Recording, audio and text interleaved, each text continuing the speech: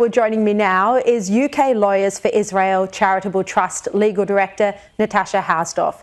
Natasha, thank you so much for joining me today.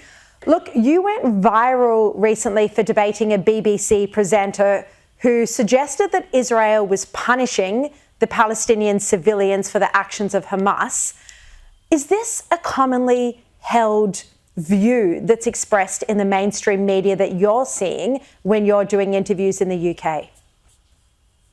Well, good morning from London, Sharri. It's very good to be with you. Unfortunately, very quickly after the massacre that we saw on the 7th of October, that narrative that Israel was breaking international law or committing war crimes or punishing ordinary Palestinians took hold, along with blatant misrepresentations of international law. So yes, unfortunately, it is being propagated throughout the coverage of the crisis that we're witnessing.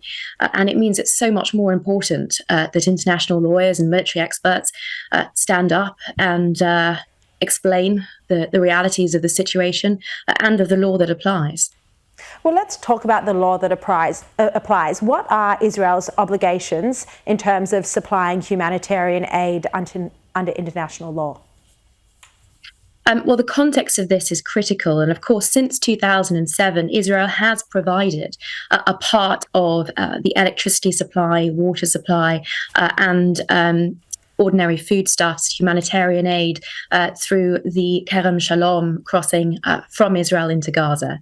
And this has continued despite the Hamas aims of destroying Israeli infrastructure that supports these operations and, of course, carrying out its genocidal initiatives against the Jewish population.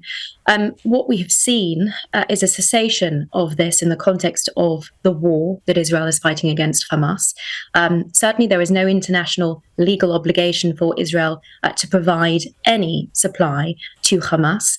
There isn't even an obligation under international law to provide, for Israel specifically, to provide humanitarian aid, although, of course, it has done precisely this, not just in the course of hostilities with Hamas terrorists, but in the course of the 7 years, since 2007, the 16 years that Hamas has controlled Gaza.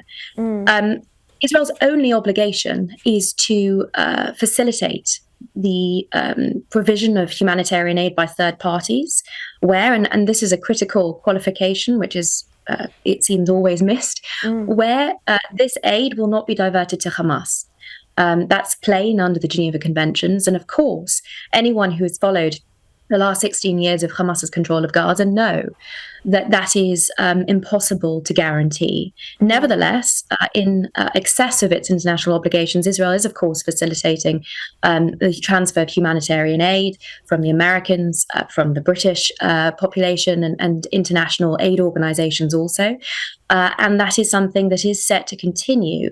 The difficulty here, putting aside the international obligations legally for a moment, is that, of course, Hamas has a documented history of diverting these supplies and of using it to bolster its terror infrastructure. Reports now that water and fuel exists aplenty in some parts of Gaza, but it is being diverted by Hamas to facilitate its terror operations.